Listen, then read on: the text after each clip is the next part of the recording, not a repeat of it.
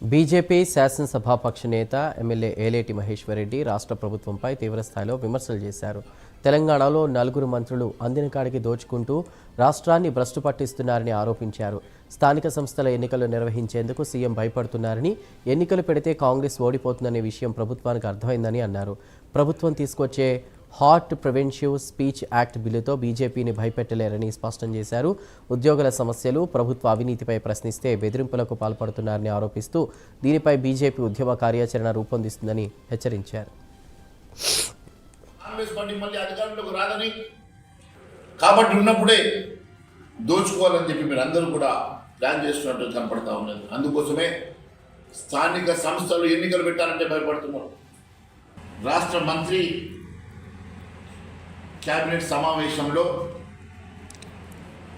ఖచ్చితంగా ఆ 4 మంత్రులను నిలదీయాలని చెప్పి మరొక్కసారి ఆ 4 గుత్తేదారులు ఎవరు, ఆ 4 ఆంధ్ర నాయకులు ఎవరు, వాళ్ళ చేతిలోనే ఈ రాష్ట్రం నడుస్తుందని చెప్పిందంటే ఈరోజు ఈ రాష్ట్ర పరిస్థితి ఎంత అధ్వాన పరిస్థితికి చేరిందో దీన్ని బట్టి స్పష్టమవుతా ఉంది. భారతీయ జనతా పార్టీ ఈ రాష్ట్ర ప్రభుత్వం చేసేటువంటి అవినీతి మీద, కుంభకోణాల మీద ఎట్టి పరిస్థితుల్లో ఉద్యమిస్తామని చెప్పి తెలియజేస్తా ఉన్నాను. భారతీయ జనతా పార్టీ కార్యాచరణ రూపొందించబోతున్నదని కూడా తెలియజేస్తా ఉన్నాను. మీకు ఫిలిప్స్ కంపెనీకి టీఆర్ఎస్కి మధ్యలో ఉన్నటువంటి అనుబంధాన్ని కూడా బయట పెడతాం. నీకు దమ్ము ధైర్యం ఉంటే ఈ మంత్రుల మీద వచ్చేటువంటి అవినీతి మీద చర్చకు సిద్ధమా?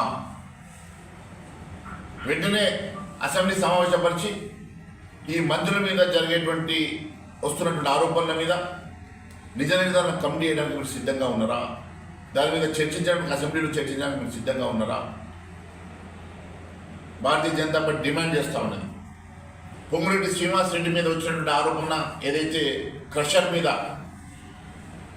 ఆ క్రషర్ మీద వచ్చినటువంటి ఆరోపణ మీద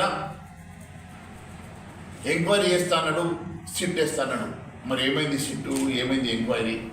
మరి దాన్ని నిజంగా వేసిండ్రా? వేస్తే దానికి ఏమని రిపోర్ట్ వచ్చిందో